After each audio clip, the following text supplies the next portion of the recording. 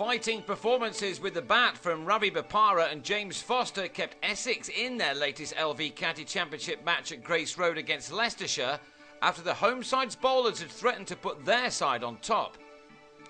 Foster won the toss and batted on a slow pitch, and his openers, Billy Godleman and Tom Wesley, got their side off to a steady, if unspectacular start as they put on 31 in the first 14 overs of the match.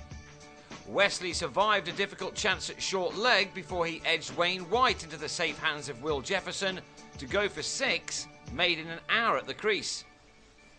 Essex came into this match having won their last one against runaway leaders Northamptonshire, and Godleman, back at the top of the order in just his 5th match of the LV County Championship summer, looked in the mood to continue his side's renaissance with some neat shots as he battled through the morning session.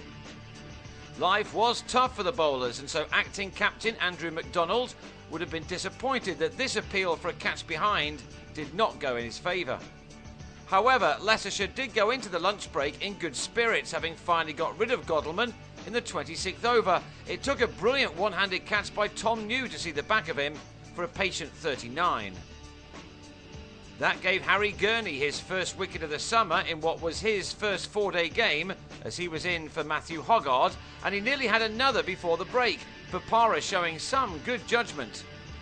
Essex had made only 72 runs in 29 overs in the morning, and 10 runs later they were 3 wickets down, O.A. Shah being trapped in front by the galvanised Gurney. Shah was out for 27, which left Essex to regroup in the afternoon. Bopara has spent the last couple of weeks coming onto the field as a fielding substitute for England in the one-dayers, but the break from batting appeared to have done him some good as he brought up the 100. But it was Leicestershire who were in charge of the game when McDonald struck twice in 2 overs. Matt Walker was leg before for 6. And Ryan Tendescarter went in the same fashion for 2 as McDonald got the ball to move in the air. Those wickets put Essex in a spot of bother on 115 for 5, but they were able to fashion something of a recovery thanks to Foster. He'd missed a couple of T20 matches while serving a ban, and he now looked in a very determined mood as he helped his side to tea, which was taken with Essex on 167 for 5. Bopara had batted very sensibly, and he was rewarded with his half-century, which came in the final session to his 119th delivery, 4 of which he'd stroked to the boundary.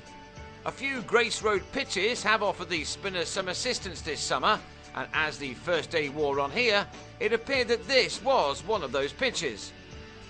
2 balls after that turner, Claude Henderson bowled a straighter one, which foxed Bopara, who chose to play no shot and was bowled for 50.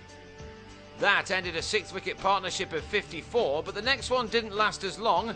Just 5 more runs had been added when Jigger Nate found the edge of David Masters' bat, with New claiming another good catch standing up. The home side were back where they wanted to be, with their visitors on 174 for 7 and struggling to get to 200. Or so they thought. With 2 youngsters to come in Tom Craddock and Championship debutant Tymel Mills, Foster was joined at number 9 by Maurice Chambers, normally a number 11, yet these 2 were able to frustrate the home attack. An exquisite cover drive by Foster took him to his 50 and brought up the 50 partnership between the 2. Foster's half-century had come from 117 balls after nearly 2.5 hours of batting. Chambers averages only 7 with the bat, but he played with some confidence here, eventually going to a career best score of 30 and sharing in a stand of 69 with his captain. He was out when Nadeem Malik got one through his defences, but his innings may well turn out to be a very valuable one.